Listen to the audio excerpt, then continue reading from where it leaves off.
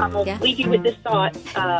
She's a little bit heavier, and she said, you know what, let me tell you something. She's older and very seasoned.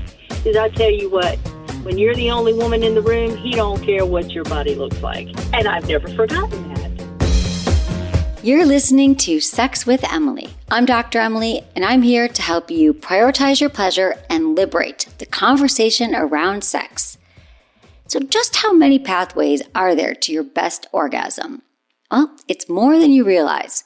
Today's episode is all about creative ways to climax, so you can unlock even more pleasure the next time you have sex. First, are breastgasms really a thing? I explained to one caller how they work and give her ideas for stimulating them and her other erogenous zones. Next, a couple calls in with a common problem. He finishes during penetrative sex, she doesn't. Well, I give them some orgasm gap hacks to solve it. Finally, why is it often easier to have a G-spot orgasm with a toy, but not during sex? Well, I give you tips for getting there with a partner and more tips to maximize your pleasure. Intentions with Emily. For each episode, I want to start off by setting an intention for the show, and I encourage you to do the same. My intention is to give you abundant options for reaching your full pleasure potential, which of course includes interesting ways to orgasm. Please rate and review Sex with Emily wherever you listen to the show. Check out my YouTube channel, social media, and TikTok. It's all at Sex with Emily for more sex tips and advice. If you want to ask me questions, leave me your questions or message me at sexwithemily.com/assemily or call my hotline 559-TALK-SEX or 559-825-5739. Always include your name, your age, where you live, and how you listen to the show. And totally cool to change your name or choose to remain anonymous. Before we get into today's episode, I want to tell you about one of our longtime partners, Magic Wand, and we also have a brand new article on our site, When It's Time to Unplug, Plug in a Magic Wand. Now, you know I love the Magic Wand. Everyone loves the Magic Wand. It's been around since 1968, and it really is a cultural icon. And the cool thing is they have several models now. They have the rechargeable and the mini and the plus, but there's nothing like the OG. I mean, you might remember when I first got the Magic Wand Original, which plugs directly into the wall so it doesn't require batteries or charging. I drilled a hole in my nightstand so that my Magic Wand was ready to go at all times. It's incredibly powerful. It delivers some of the most memorable orgasms. It's really great for other kind of massages too. I mean, don't forget, it feels amazing on your shoulders and your back. And it's dependable. You make a one-time purchase under $70 and you will have your Magic Wand Original for life. You can check out the article now at sexwithemily.com/magicwand. That's sexwithemily.com/magicwand. Thanks everyone and enjoy this episode.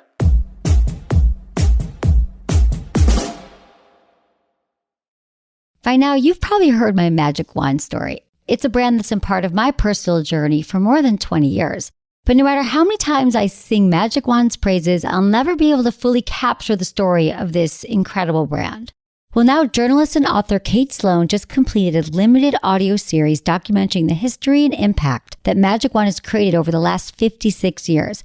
It's called Making Magic, and the series chronicles Magic Wand's incredible brand story through interviews with nearly 40 experts, performers, business owners, educators, and fans. So I got a sneak preview of this series, and what I loved is that Kate weaves together snippets from all their interviews into this amazing story arc. She covers Magic Wand's journey from appliance store massager to its legendary influence on culture and sexual independence, and it's all just fascinating. The first episodes of Making Magic are available now at makingmagicseries.com or on all popular podcast platforms. Just search for Making Magic or visit makingmagicseries.com today.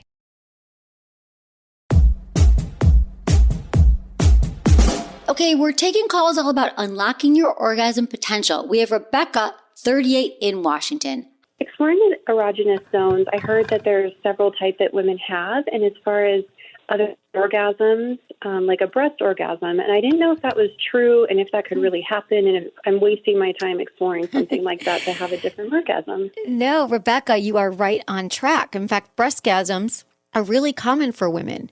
It's the same receptors in your brain, your clitoris and your breasts, your nipples are attracted to the same, the sensory cortex in your brain is the same region, right? It sends the same signal. So you would be likely to have orgasms that way. So it just takes a little bit of practice. And maybe you are having an orgasm, or you're already turned on and aroused, and then you start to play with your nipples and use some lube or use a vibrator. Have your partner play with you there. My best advice is to let go of expectations. Like, is this happening? Is this an orgasm? And focus on what you are feeling. Yeah, I would definitely focus on that. And then there's like the secondary erogenous zones that we have. I would say that the nipples and the clitoris and the anus, and the penis and the vagina, those are the primary erogenous zones.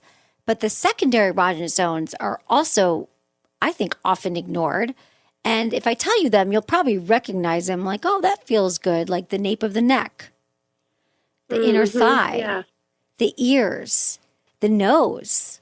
There's parts at the back of the ears. There's parts that you might not even realize that feel good. And that's why slow sex and touching and kissing and maybe someone breathes on your neck, right? Like they lick it and they breathe on it. So it's like cold air and warm air and just exploring with a vibrator and mouth and your inner elbow. That's also a very secondary erogenous zone. Oh, Back cool. of your, yeah. Okay, so it's not false information that I've seen or heard people talk about. I'm like, I'm going to call Emily because she'll know the answer. So it's real, Rebecca. Keep playing and exploring. Yeah. Breastgasms are real. And I think that women, of course, Rebecca, keep me posted. I want to know how it goes.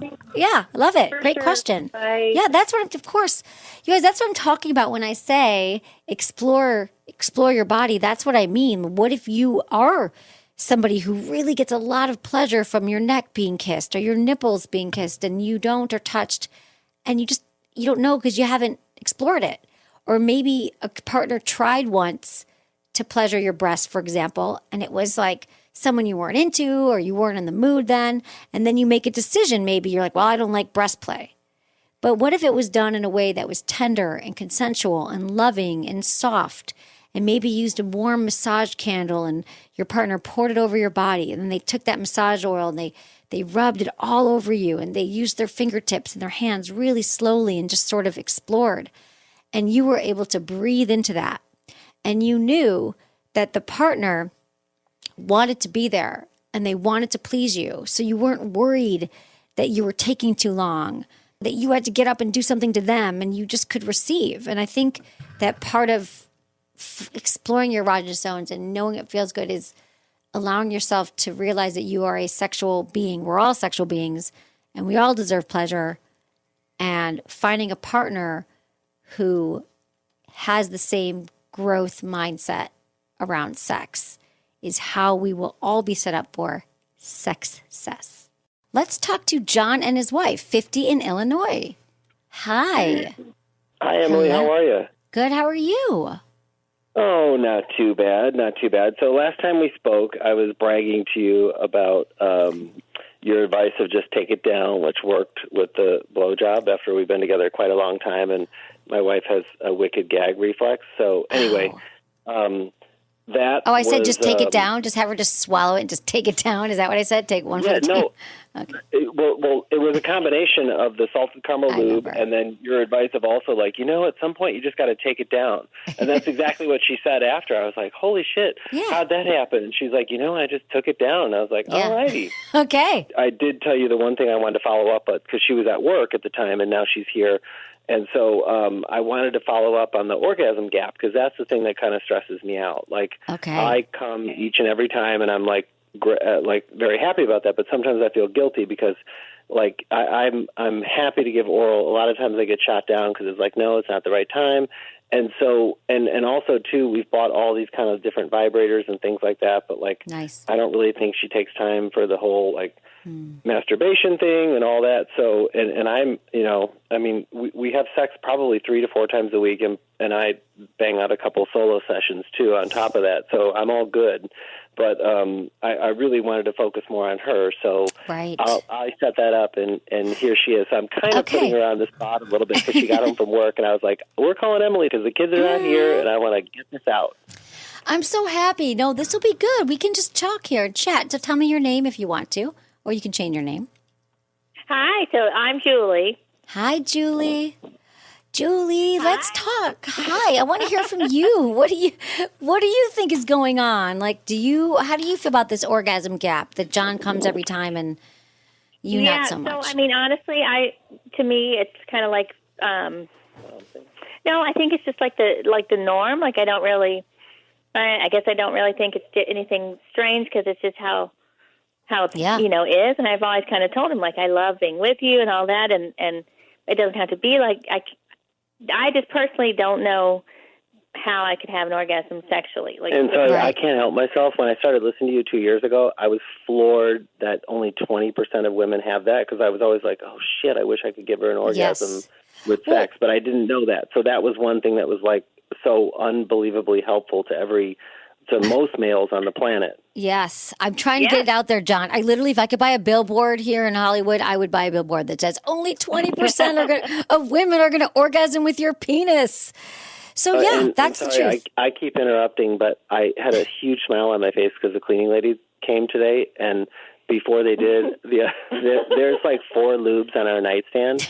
There's Uber Lube.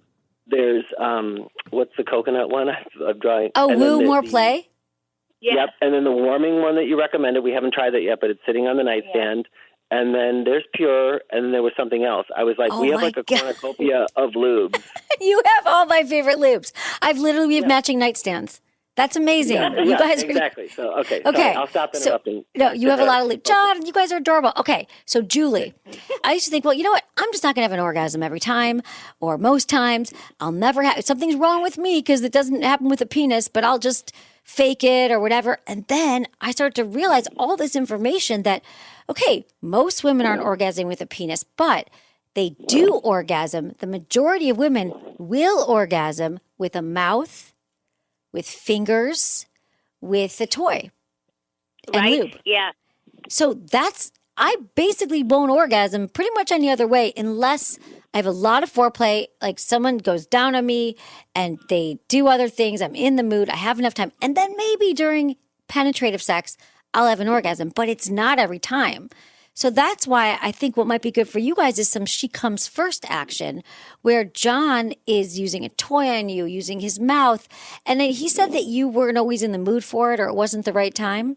Is that, or do you like it? Yeah. It's what? Do you like, all those things. Do you enjoy it? Oh, yeah, I do for sure. Very much so. It's just that I think it's one of those things too where I'm like, I don't have time. Like I'm stressed out or whatever, or like, I have to get up for work or the kids are home or all those things that are very common, I know, but I just feel like, no, I don't know why, but I just kind of, and then if we do, I'm always like, I'm glad we did. And it was, a good thing. Oh no. Sometimes I'll like practically beg, and then I will give her oral, she'll have a great orgasm. And I'll be like, that was the best. And she's like, I know, right? I'm like, I know. Like, I like, it's getting her to the party is a lot of the problem. I think too, yes, because it's not an easier. Well, and then sometimes I track it in my head. I'm like, sweet Jesus, I've had like 15 orgasms to her one. And Emily's talking about the orgasm gap. I'm like, I feel like I'm contributing to it. Yeah. Well, let's end that right now. I mean, it sounds to me like you're talking about having some stress, Julie, which a lot of us do. I'm telling you, that's why so many of us, and men too, but I hear it more from women. They're like, I don't have time to come down after work and I'm so stressed out and there's so much more to do and the laundry and we get home, women take on more of the homework as well, the household work and kids. Right. So I think what might be good is a grounding exercise. John would maybe, Julie, if you would be into this, what if he gave you a massage for 15 minutes or massaged your feet and you put down your phone and he got you in the mood and used some massage oil or just, or took a bath? Is there a reset? Because I know if I'm with somebody and they just like rub my back for like 10 minutes, I'll be like, okay, I'm in. It's a change of state, right? You need let me get into the mindset for sex, which is what the majority of women need. We do. And we just sort of, but then they feel like you do, Julie. Like, once I got going, that wasn't so bad. Kind of like going to the gym, right? When we don't want to go to the gym. And then we get our the hardest part is getting our shoes on. And then we get out the door. That's hard too. But then we get there and we're like, oh, okay, not so bad. Sex is like that. But how do we get you to link up that amazing feeling afterwards with just getting started? And so I'm trying to think of some hacks here to speed it along for you. Right. No, the massage thing, I do try. The one complaint I think you have too is like usually I have a boner with the massage. I'm giving TMI here, I'm trying to slip in wherever I can because I'm so turned on. Well, that maybe you need to give her like, so then, because as women, I think Julie's like me, probably she's a giver, pleaser. She's like, oh, I'm not there yet, but you really want to go. And so maybe you got to take the dick out of her back, you know? No, amen, sister, preach. For sure, yes. Right? Like leave your boxers on, leave your underwear on while you're doing it and just make it about Julie. And then Julie will feel your attention. She'll feel the love. She'll feel the connection. She'll like, you're going to be literally, I mean, massage isn't just a light, oh, this is a nice thing to do. It literally are calming her nerve endings. We're getting stimulated. Her oxytocin, her serotonin, her dope, all those feel good hormones are getting stimulated by the touch. That's why we all love massage so much. It releases stress. That means, so we have to wring her out. We have to get the stress out so you can get in, John, but not before that.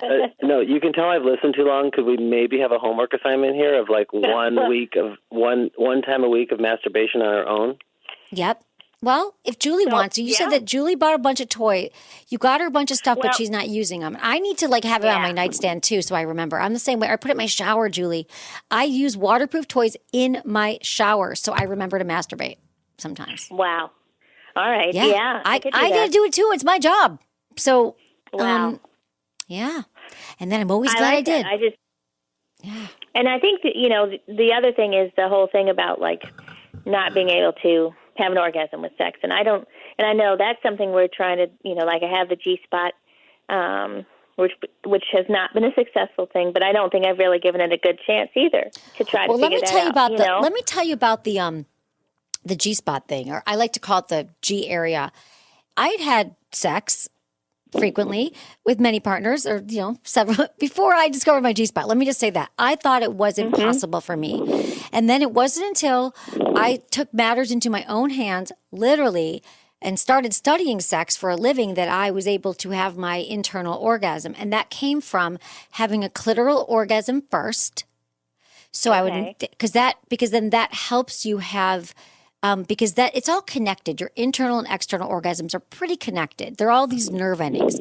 So once you have one on the outside, sometimes it could really help you. Then the blood starts to flow and it starts to become more engorged. Then you're more aroused. I think it's practice. It's breathing. It's taking time to explore your body in your masturbation session. John doesn't come in the room. You lock the door, whatever. Or you could do mutual masturbation. But it's giving yourself permission to explore. I had to commit to it because I thought that I wasn't able to have an orgasm either that way until I took, and it didn't happen the first time. It took me like months. Oh, wow. Okay. Right, because that's kind of where I'm at. Like, well, it's just not in my body. Like, it's just not how I'm built, or something. Yep. You are. I believe you can. I believe that most women can have most kinds of orgasms if they commit to trying it and not giving up and trying the process. But I thought I couldn't because I bought a toy like years earlier that was a rabbit vibrator, like literally the rabbit that came out. And I used it once, didn't do anything, never went back to it. Because I thought it was the kind of thing where, oh, you just try it once and it works, right? Like it should just work. Like I'm just not built that way. But I realized I had to learn my own body. I would be that way too. Okay, so we're the same. There you go. We're like twins. We had to figure it out. But I'm telling you, I think it's possible. And John is a very enthusiastic partner. And so you could, use some toys together. You could do mutual masturbation together. But I would just plan and I would be patient and I would pay attention to what you're feeling. And I think it's all possible. But I can't tell you for sure that you'll be able to have it during penetration. Maybe if you have a clitoral vibrator on your clitoris, sometimes that helps to have the internal. Okay. But just play with it. Get curious. John, you got to keep your penis in your pants for a little bit and warm her up. Well, one other. I have a question and then a comment. Is that okay? Yeah. Okay. Yes. So first question is, I'm struggling a little with the Kiven method too. I start that and she kind of is not totally into it, and I feel like I'm doing it wrong. Okay. Well, how are you doing it? We're talking about the oral sex method that's called the Kiven method. So typically I start oral with just the clitoris, and she always is like lighter, and I feel like my tongue's barely touching. That's one of the like right. she was like super lightly, sensitive. yeah. So like it's super sensitive. And after she has an orgasm, she like won't allow any touching, which is fine. Although I did tell you I did the cupping of the vulva, which you liked, so that was good. But, I love the cupping of the vulva. Right. Yeah. I remember talking about that. Okay. I tried I tried the Kivin, and maybe it wasn't long enough. As now, after hearing you tell Emily about not really giving it a full go, like, you know, thinking it's going to work instantly.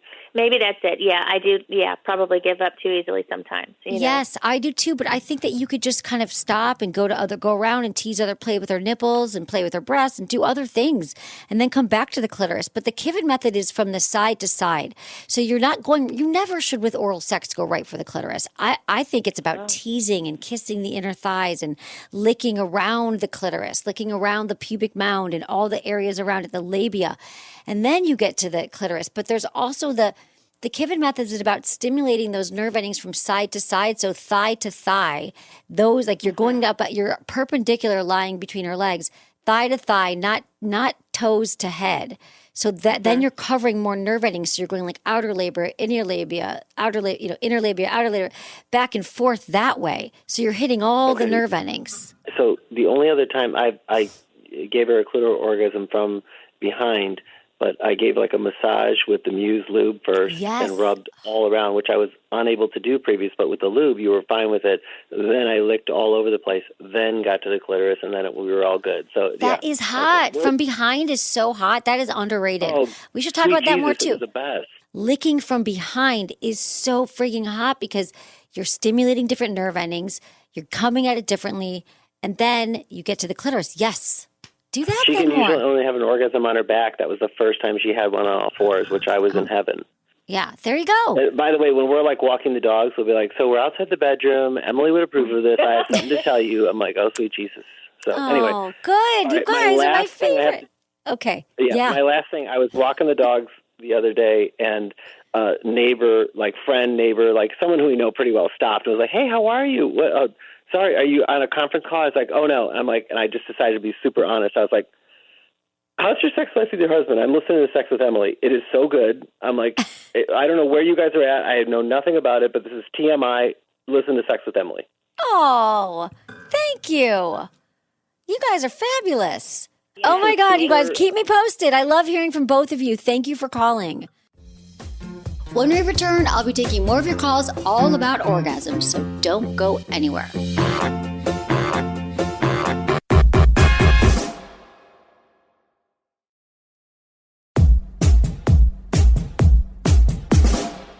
Today's show is all about orgasms. This call is from Amanda, 41, in Arkansas. So good to talk to you, Amanda. Tell me everything. How can I help? Well, it's just kind of a question, really. And I don't exactly know what it's called, but it's the dildo type thing. You know, it curves to the top. It has kind of like a little silver bullet inside of the casing. So it curves upward to hit the clitoris G-spot on the inside, right? So is it a dildo? A dildo doesn't so a dildo doesn't vibrate. Okay, it vibrates. A vibrator. I'm sorry. Okay, got it. So, you know, I can kind of play around on the inside to, you know, get yourself started. And then I was like, okay, well, I'm going to try the insertion and see if this is real. And it worked. And so it worked twice. Okay. But my question is, why does this not happen during actual sex? Like, what am I doing positionally incorrect to where that does not happen? That is such a great question, Amanda.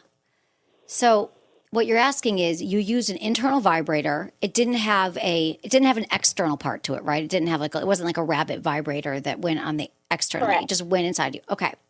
And so for the first time, or maybe one of the first times, you experienced an internal orgasm using that vibrating toy. The first time. The first time. At 41, yes. Okay. So congratulations, by the way. And you are like my poster child for women, because I say all the time that just because you haven't had one doesn't mean it won't happen. You just got to explore. Right, I had my first one with a vibrator as well. Yeah, I totally get it. So I feel like so happy for you, Amanda. Really, that's really cool. So why does it happen is because, first off, well, are you in a committed relationship right now, or are you in a long-term relationship? I am. I'm married. Oh, okay. The thing is that you were probably alone. You weren't thinking about your orgasm. You weren't really like worried about maybe pleasing your partner or waiting for it to be done. You know, maybe you just felt relaxed and you were on your own, right? Or was your husband there? No, I was by myself, yes. Okay. You were by yourself and you could kind of experiment and you could think, well, where does this go? And you can move it around inside of you and just kind of breathe into it and you could feel where you kind of knew where it needed to go. And so when we're with our partner sometimes, right, and then their penis is just going in and out. It's not as nuanced, right? There's not as many movements. It's not targeting different spots that you just might not, and it doesn't, I don't think your penis, your husband's penis vibrates. So there's all those factors, I think, that contribute to it. So I think that you were in control and there was no one around and you could breathe and you could be you. And so that's probably why it hasn't happened before. And now you know you can. So this is such great information you have now. And you can bring that to your husband and be like, look what I found. I found these internal clitoral nerves and how to stimulate them. Let's celebrate. Let me show you. So here's this toy. Right, that's what I was going to say. So literally, you're like, hey, check this out. This is what I found out. Yes. This is what happens. Now you try. That's it. And you bring him into it. And I was thinking about you, and I thought, wow, I even called into a show. You could say that. You could say, I did some research, and I found out. So you guys are in it together. And say, I've got something really fun tonight, really hot. You can even text him ahead of time or just say, I've got something I want to tell you, and then build that up. And then be like, look at what I found. And he'll watch you, or he could do it for you. And then maybe he could try it with his fingers and some lube. And then he could find that spot as well. Okay, I'm going to do that. Just like really? Very nicely where he doesn't think he's doing something wrong. Well, see, Amanda, this is why I'm telling you that this is what I always talk about with everybody is that we think that if we have to bring up sex, we're going to be shaming our partner, rejecting them. They're going to feel really bad. We're very open. Oh, good. I didn't know that. I thought that it just didn't work. I thought it was like a fake thing. It was a fake. But no, it was a fake orgasm or a fake. What do you mean? No, I just thought the whole G-spot thing wasn't real. People say that, yeah, they're faking it or whatever. Because I've never had that. I mean, Amanda, this is amazing. I mean, here's the thing. That is, you're 41 years old. You've probably been having, and you have other orgasms? Do you have? Yeah, always clitorally. Always, I can always do it that way. But it's never happened internally. Now, here's my question for you, Matt. Do you mind if I ask you a few questions? Because this is so interesting, and I think it's going to help a lot of people. So tell me about your clitoral orgasms. Is it during masturbation? Is it when your husband uses his mouth or his fingers? All of the above. Great. Okay. That makes sense. And then with this toy, though, do you remember, was it deep inside or was it just about 2/3 inside? Do you remember? Literally this sounds really stupid, but literally the tip. Yep. So what that means is it's sort of what I always say is that it's your internal clitoral nerves. You probably were hitting parts of your, and that's why some people think it's the G-spot. Some people, I don't even like that name, the G-spot, because this is why women are like, oh, what is it? But the clitoris is 8,000 nerve endings, on the outs, it's that little bud, but they also have these legs that sort of extend internally behind your labia and in your pubic mound towards the opening of your vagina. And so that's kind of what you were doing. You could slow down and then stimulate it. And I bet your husband now, if you show him with the toy, he could find that spot on you as well. But it might not come with a penis. So this is because what you're also showing me is people think only 20% of women have an orgasm with a penis inside of them. And it's because it's much shallow for some women. There's a shallower thrusting there's just more of a little curve there. You got to hook around it and find that internal clitoral nerve as it becomes swollen by the opening. Does that make sense? That makes sense. Yeah. Okay, cool. I love this, Amanda. Okay, thank you. Well, of course. Let me know how it goes. Thanks for coming. Of course. Thank you. I appreciate you. How about that? Amanda. Yeah. We're talking about orgasms. We're talking about your sex life. I want to help you have a different kind of orgasm this weekend. If you want to edge yourself and tease yourself into delaying your orgasm so you can have more explosive orgasm. If you want to have multiple orgasms, it's all possible, right? Amanda just showed us that. She's 41 years old, and she just had her first internal orgasm with a toy. Same thing happened to me. I thought that I was broken, having sex with people. Why it wasn't happening with the penis? Because you got to explore on your own. Okay, we have another caller now. Elizabeth, 55 in Texas, has a response to Amanda's first G-area orgasm. Tell us everything, Elizabeth. What's going on? I was explaining that I'm in my mid-50s. I'm still very sexually active with my husband. We have sex probably 2-3 times a week, and he's almost 60. Back in my 40s, well, this is when I was younger, in my 20s, I walked in the break room in an office I worked at, and some of the older women were talking about the G-spot. I had no clue what they were talking about. And they said, oh, you're too young to understand this. So anyway, I was about 40 when I was in a position, I believe there's only one position where I can be stimulated from the G-spot and actually climax. Okay. And it was an accident. I was on top, and my husband likes to feel me brush against him. So I leaned forward, and I have this one little fantasy. So I think you have to be in a relationship where you're comfortable. And, I can, hold his arms down, and I'm feeling like I'm in control. And we were just playing, he's just laying there like he's, I'm the boss. And I've got him down, and I'm rubbing, and I'm going up and down. I'm on top. And I climaxed, and it was one of the hardest orgasms, a big one, that I've ever had. I actually cried. I'm like, oh my God, what was that? So, that's one of my favorite positions now. He said, hey, I love it. I don't have to do any work, and you're happy, and afterwards I'm happy. So, wow, Elizabeth, that's so for me. That's great. Well, Elizabeth, I have a question for you. When you say you were on top, because I want women to also know that it looks different for everybody. So are you saying that you were going up and down, or you were more rubbing, like your chest was kind of closer to his chest, kind of moving that way, like towards his head? You're leaning on him. I'm leaning I'm on top, but I'm leaning forward and more down, leaning forward. And I don't know what the angle is internally, but I'm thinking in my mind, just like men think thoughts, women do too, or for me, I do. And I'm thinking, I'm in a position of power over him. That's just my fantasy. And between that and the stimulation from that angle, my breasts are rubbing against his chest. Yes. I'm not totally flat, but I'm at that angle, and I'm holding his arms. It's like a 45-degree angle. It is. Yep, about 45. You give or take, however, it works for whoever, but it just... No, right. That's what I'm saying. It's some people it's 90. Some people are flat on their, on their partner's chest, rubbing.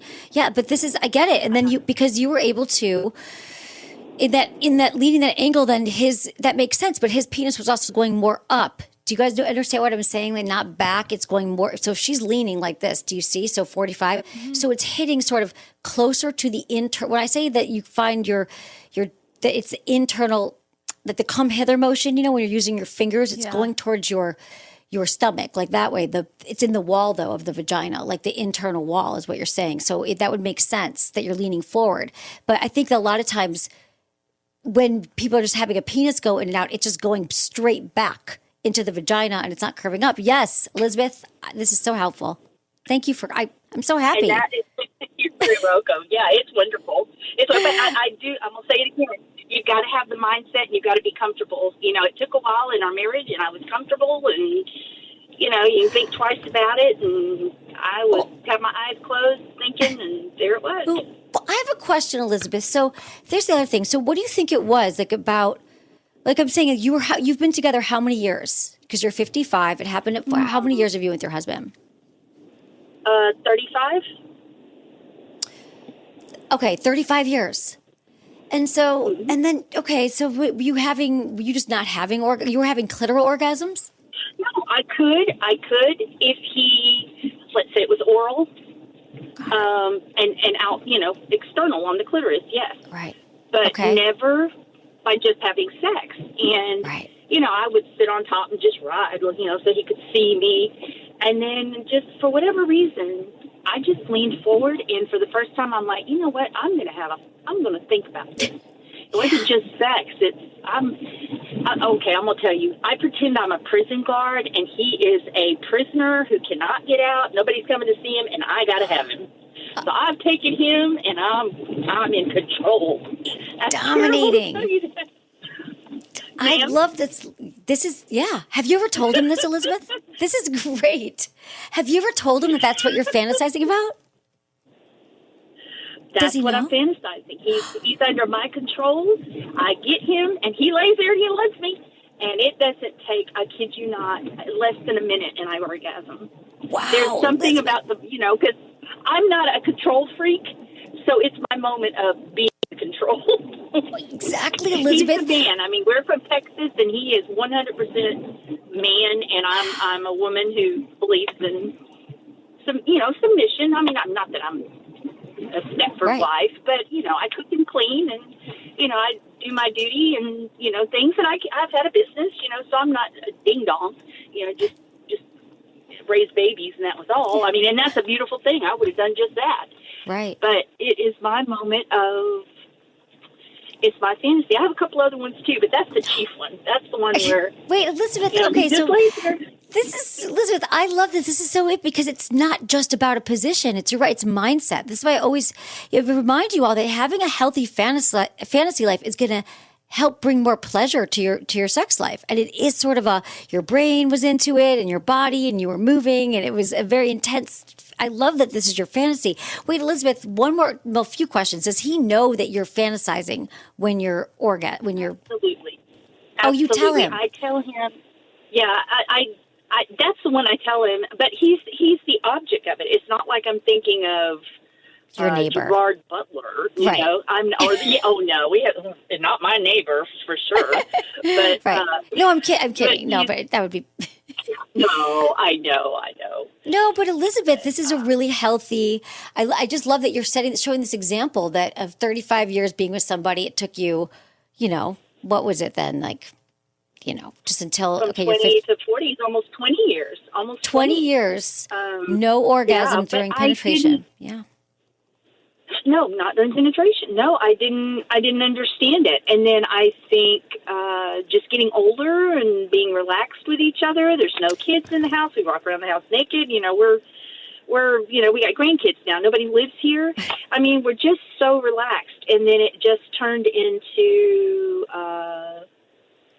go to bed and in the morning, we can have quickies. We can, environment, how you feel about each other, that kind of thing. I still think he's sexy, and he calls me sexy. So, yeah, it's important to love each other and still feel connected. So, anyway, absolutely. I tell him, all right. Yeah, what do you tell him, though? So, do you say to him when you're in bed, like, do you ever role play it? Do you ever dress him up as a prisoner? Do you ever wear like a hat or anything? Wear any knee highs? No, my husband is very. He let me buy him some underwear one time that looked like an elephant or something, and he said, "Now I'm putting this on for you now, but I'll never do it again." So no, it wouldn't be role play or anything like that. Okay. But he knows what I'm doing. I said, "Yeah, he's a man's man. I mean, he's a boss, and he'll just let me have that much dominance." So. Well, this makes sense though, that in the bedroom, because you're also explaining such an important thing about women's power, right? The sexual power of being a woman and feeling that we are in our body and in control, that so many women need that release. So what you're explaining, Elizabeth, that you're in a relationship where you feel safe and you feel in your body, you can do what you want, you're free, and you're not thinking about your face or about, what am I making a weird orgasm face, or is he happy? Is he pleased? Do the kids have, have no other worries, but you're truly in your pleasure. You're a woman in your pleasure. And then you can sort of seize the moment. And I think that's the key to incredible sex, is that letting go. People say you got to let go. And that's exactly what you're describing with such great detail. I just want to help people think, because I think so many of us struggle to let go during sex and to be ourselves. I think I agree with you. As a younger woman, I was more worried about my body than I am now. And let me tell you, everything's fallen. At 55, it's not the same. But he doesn't care. His has changed too. So we're at the same stage. We don't look like we did at 20, 30, 40. We're, creeping up to 60. But I mean, we're both, we've grown together. I love it, Elizabeth. And I had a friend one time. I'm going to leave you with this thought. She's a little bit heavier, and she said, "You know what? Let me tell you something." She's older and very seasoned. She said, "I'll tell you what. When you're the only woman in the room, he don't care what your body looks like." And I've never forgotten that. So. Well, I think it's true. I feel the same. We worry so much as women. Everyone kind of has concerns, but we think, I always say, if they're in the room with you and you're naked and you're together, they're not looking at your body, judging you, never as harsh as we judge ourselves. So what a great message to hear. And because I believe it. And then I believe that if we're not worried that someone's judging us, then we can be truly in our bodies and have that confidence. And then that's just a muscle that we build, over time. Like I'm confident in the bedroom. I know what's going to happen. I don't really care if you're judging. You don't even think about those things anymore. You let them go. Right. Yeah. Right. That's right. I love it. Thanks for calling, Elizabeth.